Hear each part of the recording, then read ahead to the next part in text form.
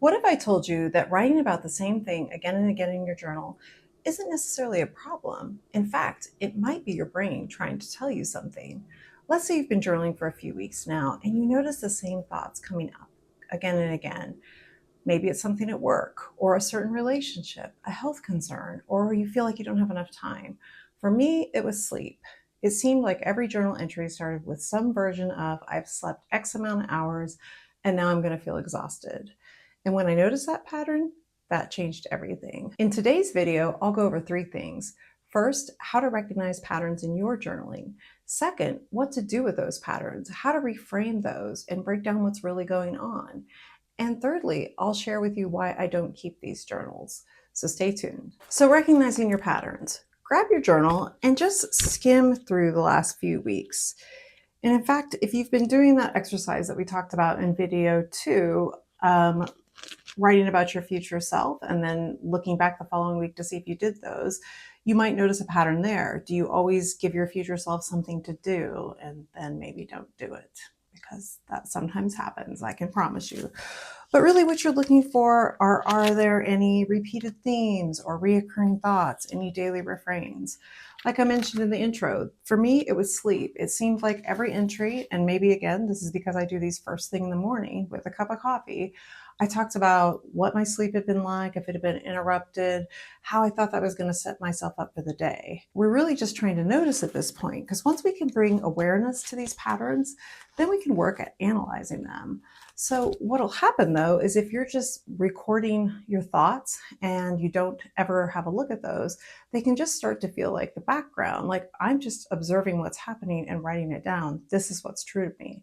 Of course, I've only had 6 hours of sleep. I'm bound to be tired. I have all these meetings today. And we don't even question those. And what we want to do is see how often that's happening, because that's when it's more notorious for being something that we're just accepting as fact, rather than it possibly being a story. And we'll dig into that in part 2. So what are we going to do with those patterns? So here we want to do this exercise with a spirit of curiosity. Again, not judgment. That's not going to help us here.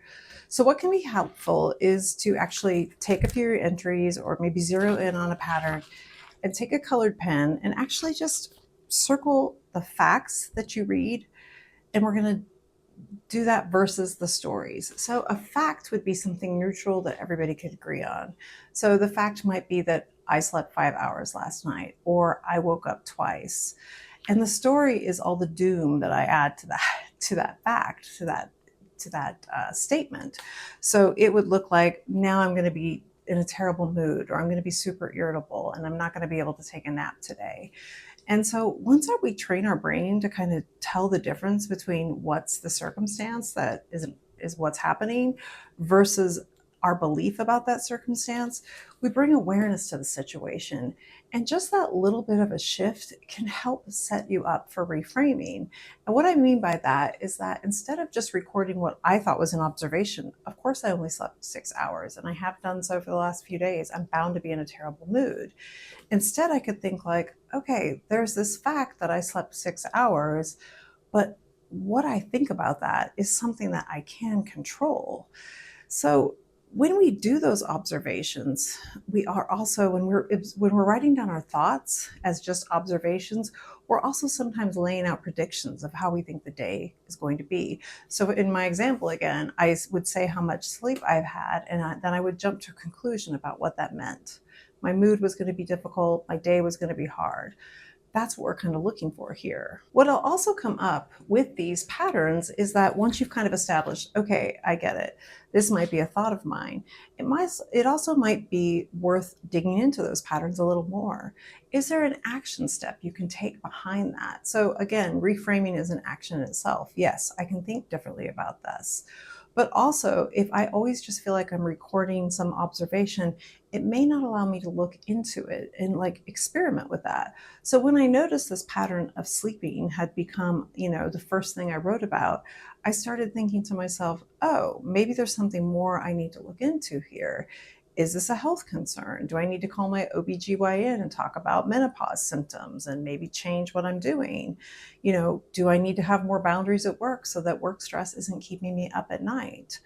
There are some habit tweaks that I could make that could maybe change how I'm sleeping, or at least the way I'm talking about how I'm sleeping. What we're trying to do here when we look at these actions is to align our actions with the result we want. So even if I've had 6 hours of sleep, I don't want to go into the day feeling like it's ruined or that I'm not going to be able to handle it. So I think about the result I want. I want to feel calm, collected, and that I'll be able to handle whatever comes up. Okay, I may not be my most energetic, but I know I can handle that. I've had lots of days where I've been able to sit at a meeting and be quiet, and reminding myself of that and kind of noticing that in the thought, excuse me, in the journal entry. And as I was writing, helped me disrupt that kind of pattern I'd created myself. Again, there may have been underlying reasons that I needed to address why I was, not getting what I considered a full night's sleep. But looking at those patterns and how I was talking about them really brought a lot of relief about how I approached it. And I became much more constructive in what I did to take actions to get to that place where I felt like no matter how much sleep I had, I'd be able to, have the best day possible. What happens when you're able to do this exercise is, and when you're journaling, is that you realize how much more you have control over and how much of it is just something you can't change. What I find a lot about that happens in my journal are things that I can change. Nowadays, when I journal, and I still often record what I sleep, but I might just list it as a fact.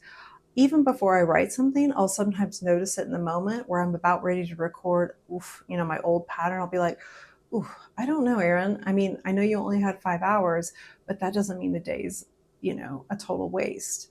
Catching that in the moment is interesting because it's like I catch the thought before I record it.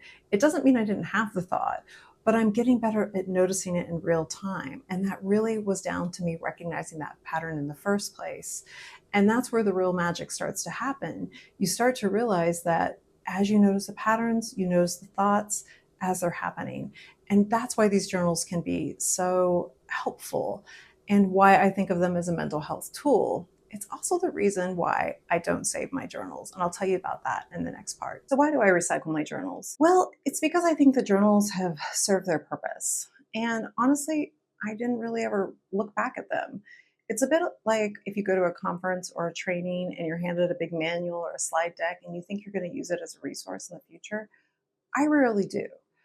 And so it was the same with my journals. I definitely use them like I described earlier, where I look at the patterns that are happening for me right now, look to see how I can reframe and change those. And at the end of the journal, I might flip back through and find out, what was going on for me in this season of my life. And these journals are usually a couple months. So it's not as if those same patterns aren't going to carry on. So I'll be able to catch up with them then. And because part of the journaling for me is the process of getting those thoughts out of my head, they really do serve their purpose in real time and helping me notice those patterns and thoughts and making change from that point. There are a couple of exceptions. My gratitude or logbook journal that I keep at night, where I just write a few lines about what I did that day, I do hold on to those because those are neutral and kind of fun to look at from many years past.